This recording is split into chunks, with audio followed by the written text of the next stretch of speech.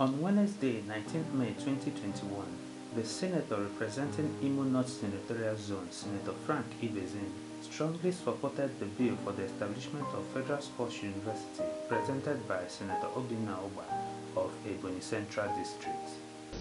The very essence of this bill is to provide a highly specialized institution where youths of our nation can be developed in various sporting endeavors in an academically charged environment.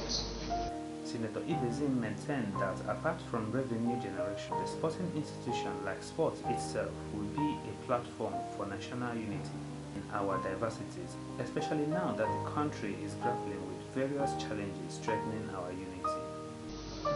The bill is going to do a lot for our football players. Mostly, as pillar of sports, I have seen many of these football players, because they are not educated, once they finish playing in Europe or playing in Africa, they come back home. Even how to manage the wealth they acquire will become a problem.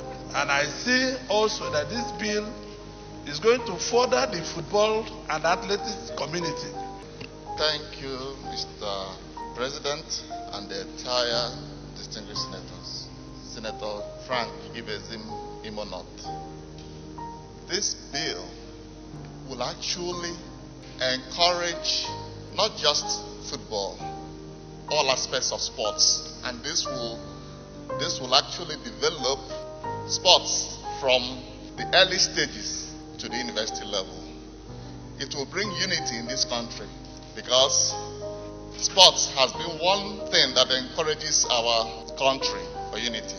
Anytime we are playing soccer or basketball or swimming, Nigerians gather together as one country. Besides that, it will encourage generation of foreign currency. Besides that, having a proper University of Sports in Nigeria will help the entire country in solving youth restiveness. It will encourage a lot of Nigerians who would have been interested in education to understand that participating in sports will not stop them from growing in education. There's a whole lot that this bill can do for a country, especially at a time like this when we have challenges with our youths. This bill will encourage unity, it will encourage progress. We need this bill this minute.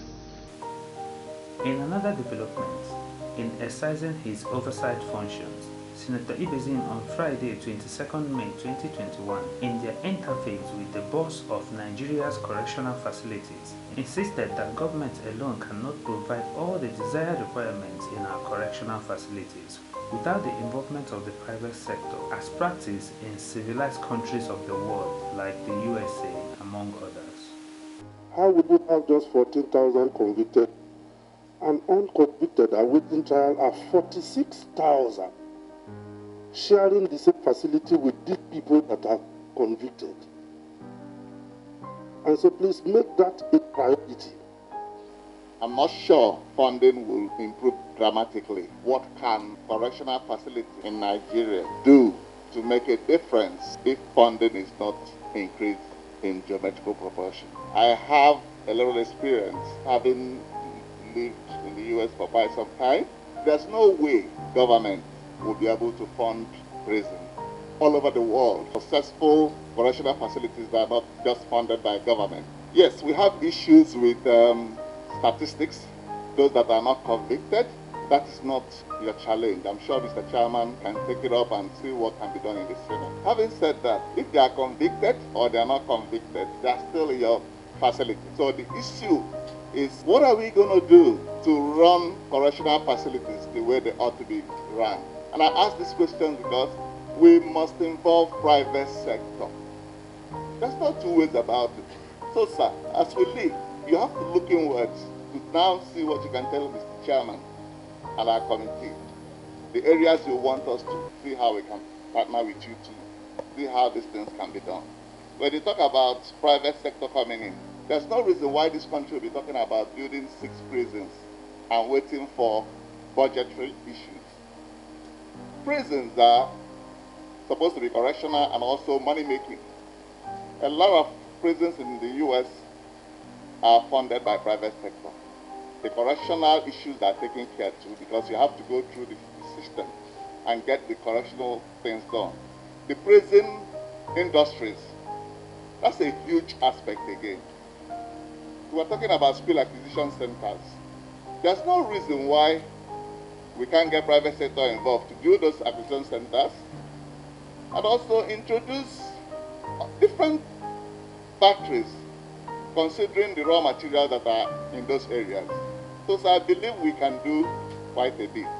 And I think I should stop so far, but I'll confer with Mr. Chairman to confer with you because I know that we have a little experience in how those things are run, and we can bring in those who would sit with you to agree. Because you must sit with the institutional heads here for them to say this is what they think and put it together the way it will work for our country. Now is the time that our country needs to move forward in all facets. And we need to think out of the box.